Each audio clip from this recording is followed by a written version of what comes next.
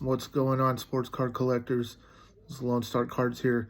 Thought I'd do another help video today on some of the things I've learned over the last couple years since I've been back into the card market, right? Collecting and doing those things.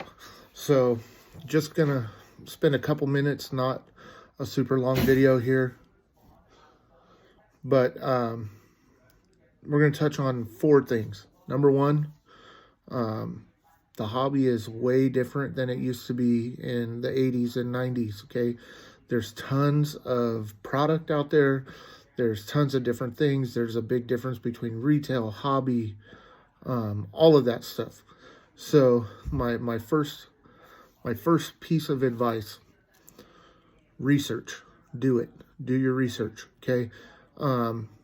No, if you're just like myself, I'm primarily a collector, right? I do resell cards to offset my collecting because I open packs, right? Because I enjoy opening packs. I know that it's not the most financially beneficial thing for a collector, but do your research, both buying and selling, right? Follow the trends and the prices, because you'll see the hobby being not what it once was. Where I live, there's like two places you can go to buy cards, and there's not a dedicated card shop that you can go to. So one place, this guy has a little corner in a record store, and I mean, thank God for that, right? Like, he has something, but his card shop is inside of a record store, so he doesn't have a lot of floor space or whatever. And when I go see him, really good with his deals and prices. He doesn't overprice things, nothing like that. The other place is a like collectible store where they sell cards, but the owner there, he's a crotchety old guy, right? And he's not hip to the times. He does not want to do anything internet related or anything like that. He's all pissed off about these deals that are going down with Fanatics and stuff, and so he like never has product, and the product that he does have is way overpriced, and even his singles are through the moon overpriced. But I wouldn't know that unless I did my research. So when I go in there, and he doesn't change out his stuff that he has, and so it's pretty much always the same stuff all the time, and horrible prices, right? And then I think to myself, like, no wonder why this guy's got such a bad taste in his mouth, because he was not willing to progress with the way people collect and stuff like that. He's just not interested in it, and that's just the way it is. But you need to research your stuff. Like, if you're looking for singles, find what one of the tools I use all the time is just eBay sold, right? And I'll go through and I'll look and see what the last 4 or 5 sold for. And so if I'm gonna buy cards, I usually don't bid on auctions. I usually purchase my cards specifically from Buy It Now, but typically with the best offer price, right? And I sell my cards that way too, but when I'm buying, those are what I'm looking for, right? And then I always offer fair value. I don't undercut when I'm trying to buy a card. Like, if it's a like for example, this card right here, I've been collecting this card like crazy lately, right? I'm a Ducks fan, so that card, currently Mason McTavish Raw Young Guns, because I don't have a problem sending cards out to be graded. Currently it's like a $15 to a $20 card, right? So if I see it on there for mostly 15, like there's been a lot of sales for 15. So if I see something on there for 25, I'll offer 15, right? And if we can meet somewhere in the middle, because I don't really want to pay more than 20. So if I offer 15 and there's $4 in shipping fees or whatever, then I'm at that $20 spot. So, like I said, I offer fair, but you don't know if it's fair if you don't do your research. So pay attention to that. And the prices are always changing. So if you need to, maybe you're looking at a card and you're thinking, hey, this is the one I want. Well, a month from now, 2 weeks from now, the price on that card might be different. And know that current players, so like super modern cards, they fluctuate, especially in season. Like I'm buying some of this stuff during the season, right? Well, right now he's a little bit better than a point per game player this year. So I'm sure his stuff's a little more expensive than it was this time last year. Number 2, don't chase. And what I mean by don't chase is with the new way that the product is, there's new product being released all the time. So try and lock into a set or cards that you like. And if you like ripping or opening wax, great. Stick to that. Don't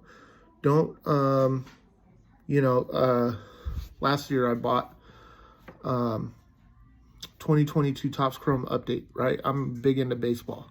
And there were no guaranteed autos. So to my surprise, I was pleasantly surprised. It's in one of my videos. If you go back and look, I hit a Julio Rodriguez autograph in one of the packs. Like that very rarely happens, right? Like, and I don't collect Julio. I wanted it to go to Julio Collector, so I sold it pretty much right away. And that card right now is like going for half of what I sold it for. But if that's who you collect, like I collect Ohtani and Trout, then you don't mind, right? Because those are your cards. And I even had that conversation with the guy I sold it to, like, hey, I don't know if this is going to hold value, right? And I try to be upfront and honest with people. And he's like, I don't care, I collect him, right? So he's in that for a long term. So don't chase, like when there are always these the people who market the product, they're going to put out the big chasers, right? So you don't have to jump from product to product trying to chase the next big hit, right? And if you're going to do that, my suggestion would be maybe look into breaking, where you can purchase a team for a cheaper price than it would for you to purchase that product outright. But even that is like literally, and I do buy into breaks from time to time, but that's literally paying to open product, and you may get nothing, right? So you may spend $50, $75, $100 on something and get nothing, right? But that's the point of buying a break. So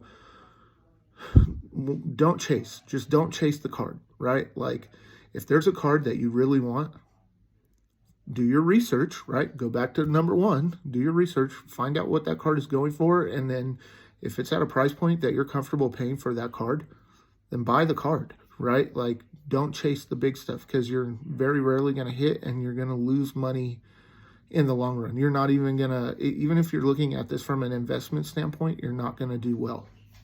Number 3, anybody who collects, for the most part, has a PC, a personal collection, right? So establish your own personal collection parameters, right? Do you collect players? Do you collect teams? What sports are you willing to go into, right? Like me, I kind of dabble in a little bit of everything. I'm not real into basketball, aside from, I was an 80s and 90s kid, so I like older basketball. I like the Jordans. I grew up a Lakers fan. So I probably, if I had gotten a bunch of 86 Fleer, I would have traded every Jordan I had for Magic Johnson, right? But currently, if I'm collecting basketball, it's Kobe Bryant. Like I saw Kobe play in 2010, something like that. And that's one of my personal things is if I see a player in a sport that I think is maybe transcendent of the sport, one of the things I put on my own bucket list is I want to see them play live before they retire, right?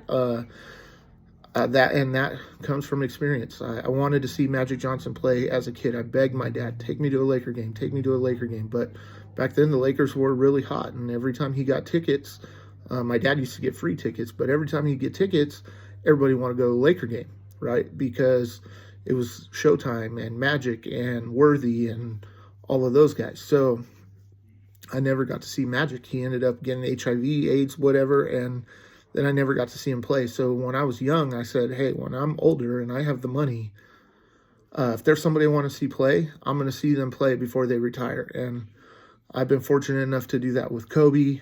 I did it with Peyton Manning, right? Like, I went to Denver and watched a Broncos game right before it was the year the Broncos won the Super Bowl with him as the quarterback. But establish your parameters. Like, I don't PC Peyton Manning, but I wanted to see him play, right? And I wouldn't turn away a rookie card of his, but I'm very specific with the cards I have, like, that I personally collect. I have a huge collection, but the cards that are ones that aren't going anywhere are going to be Trout, Ohtani, Josh Allen. I'm getting into Mason McTavish in hockey, and Kobe, right? And then everything else I'm willing to part with for the right price. So just establish your parameters, right? Players, team sports. Know what you're looking for before you do your research.